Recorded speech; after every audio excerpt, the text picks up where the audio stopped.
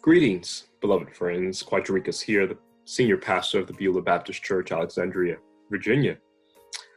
As I stated in the beginning of May that I would commit to doing what I entitled Monday May Meditations in honor of Mental Health Awareness Month during the month of May. And I trust these meditations have been helpful to you, both mentally, spiritually, but also emotionally, psychologically, and physically. And I understand, at least I have a glimpse, that the meditations were somewhat popular.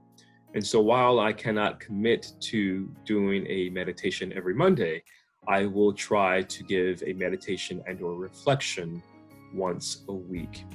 And so today, beloved friends, being June 1st, 2020, this is the first meditation and or reflection for this month. Friends, if you listened to my sermon yesterday and you sort of heard some of the angst and frustration, of course, in this moment that we are living in, but I had someone recently ask me, what is it that I teach? And I paused and said, I teach memory. And it is something, depending on who's asking, I often say, but I don't say that to be cynical or sarcastic. But I teach memory in the sense because I have learned, and I'm still learning, that memory is an important tool, and memory is often deeply rooted in a lot of the social sciences and humanities to which I teach.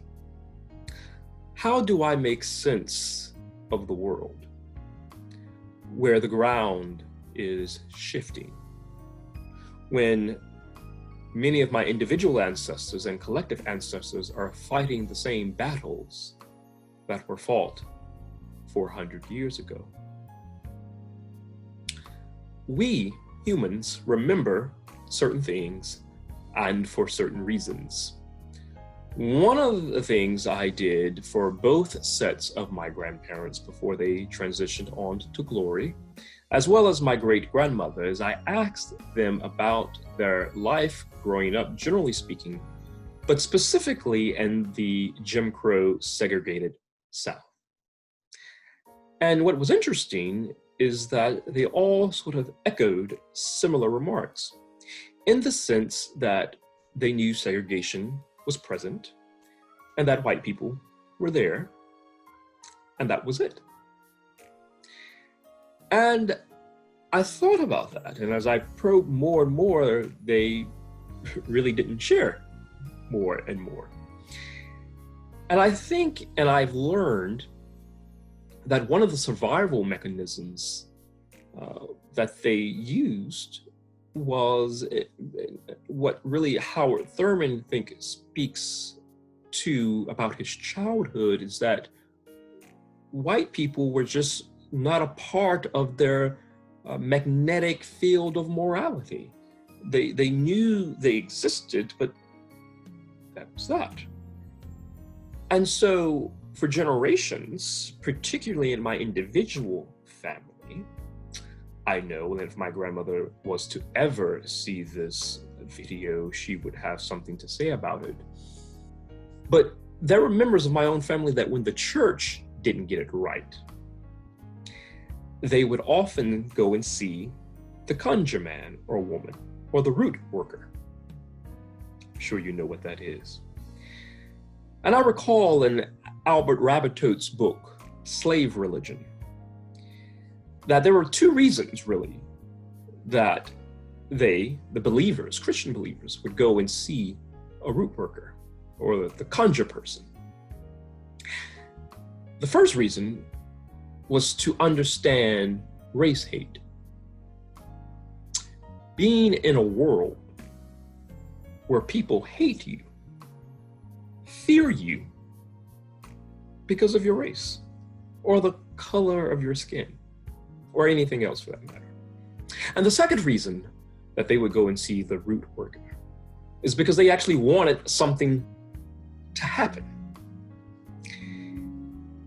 And it occurred and occurs to me that those generations, because of so much trauma that happened to them, or that they witnessed or heard about or experienced, they sort of blocked. They blocked it out of their memory. They blocked it out of their imagination. History has always been knocking at the door of memory, demanding entry. History is not memory, but they are related. As I echoed in my sermon yesterday, I do believe in ghosts.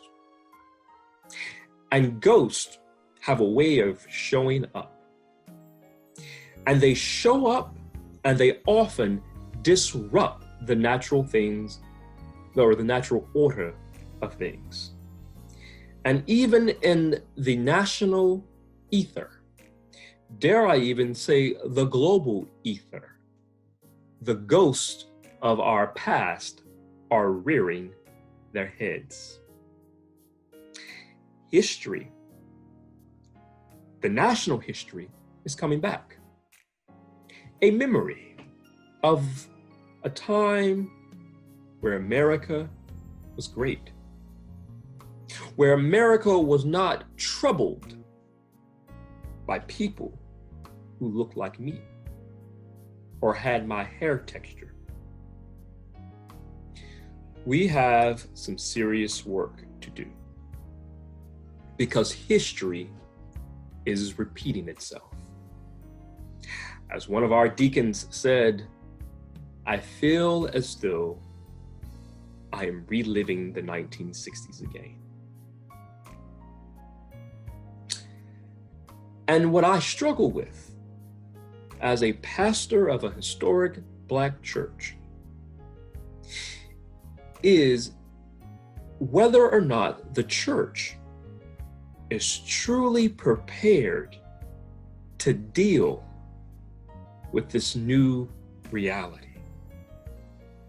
This new reality post-COVID-19, and even the continuation of the strange fruit that we continue to see.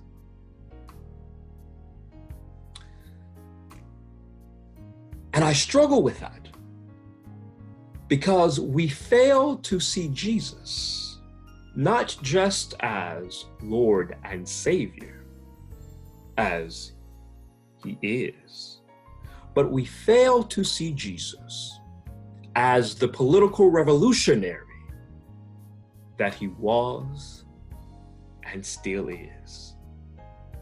And we, particularly the church, needs to be troubled